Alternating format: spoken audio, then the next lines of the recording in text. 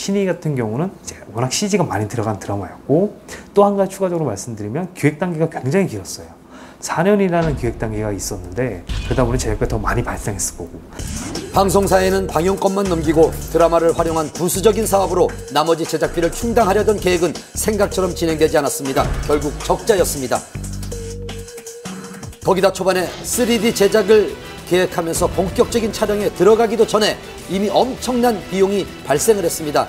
그런 제작비 부담은 촬영하는 내내 고 김종학 PD를 힘들게 했다고 합니다. 신입 때 진짜 많이 힘들어하셨거든요. 우리 찍을 때 또 전화가 오고 투자자들이 전화 오고 뭐 이런 식의 전화 오기 때문에 진짜 많이 힘들어하셨어요. 제가 알기로는 신이 제작사가 몇 번을 바뀌었어요. 중간 과정에서 이제 감독님 입장에서 투자가 안 되니까 제작사를 이렇게 옮겨질 수밖에 없었고, 이런 과정에 있어서 경제적인 손실이 굉장히 많았던 걸로 알고 있습니다.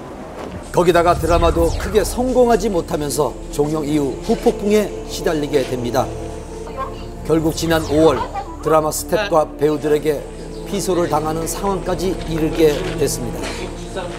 누구보다 자존심이 강했던 김종학 PD가 최근 1년의 검찰 수사라든가 그리고 소송의 문제에 연루되면서 자존심에 큰 상처를 받았던 것은 사실입니다.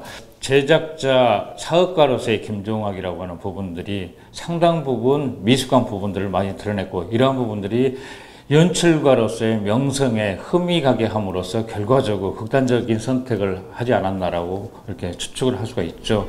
하지만 김종학 PD는 최근까지도 중국을 오가며 새로운 드라마를 준비하고 있었다고 합니다.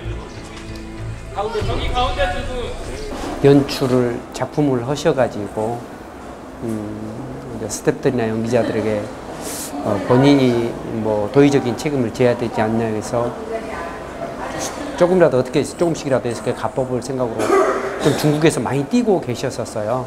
5일 전에 통화할 때 이랬고 진짜 작품 생각밖에 안 하셨거든요. 근데 진짜 며칠 사이에 이런 생각을 가지신 것 같아요. 며칠 전까지 통화하던 30년 지기의 죽음이 믿겨지지가 않습니다. 죄송합니다. 전혀 내색을 안 하셨어요. 이런 오늘 같은 일이 있을 거라고. 전혀 작품 생각밖에 안 하셨어요. 본인은 지금 실추된 이미지는 작품으로 보여줄 수밖에 없다라고 생각을 하셨기 때문에 이제 아예 포기하고 계셨었다면 제가 이렇지는 않을 텐데 진짜 의지가 굉장히 강하셨거든요. 최근까지도 새로운 드라마를 준비하며 재기의 의지를 보였다는 고 김종학 PD. 그런데 왜 갑자기 자신의 집이 아닌 원룸텔에 들어간 걸까요? 평소 김종학 PD가 가족들을 끔찍하게 여겼는데요. 하지만 집에 찾아갈 경우 착한 자들이 다시 찾아올 가능성이 있기 때문에 가족들에게 좀 피해를 주기 싫어서 혼자 좀 조용히 있었던 곳을 찾았던 것 같습니다. 본인 명의의 집은 이미 채권단에게 넘긴 상황. 가족들에게 피해를 줄까 봐 혼자 지낼 곳을 찾았다는 고인은 사랑하는 가족들에게 미안하다는 유서를 남기고 생을 마감했습니다. 하고 싶은 일도 해야 할 일도 많았던 고인이기에 그의 극단적인 선택이 더욱 안타깝습니다. 네, 지금 이 시간에도 빈소의 행렬이 끊이지 않고 있죠. 일중 씨. 네, 그렇습니다. 애도와 함께 비통함을 금치 못하고 있는데요. 방금 전까지 취재한 빈소 분위기와 함께 고인과 함께했던 순간들 추억해 보시죠.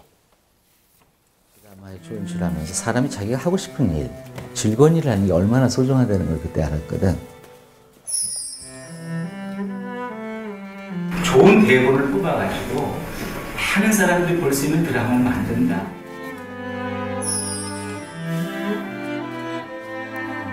파란만장했던 그의 36년 드라마 인생. 이제는 고인이 된 거장 김종학 감독. 하늘도 그의 죽음을 애도하는 듯 비가 추적추적 내렸던 어제 오후 분당의 한 장례식장에 고 김종학 감독의 빈소가 마련됐습니다.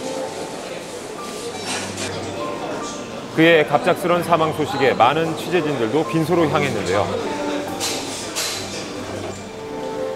안타까운 비보를 듣고 가장 먼저 빈소로 달려온 탤런트 박상원 씨, 고현정 씨도 그 뒤를 이었습니다.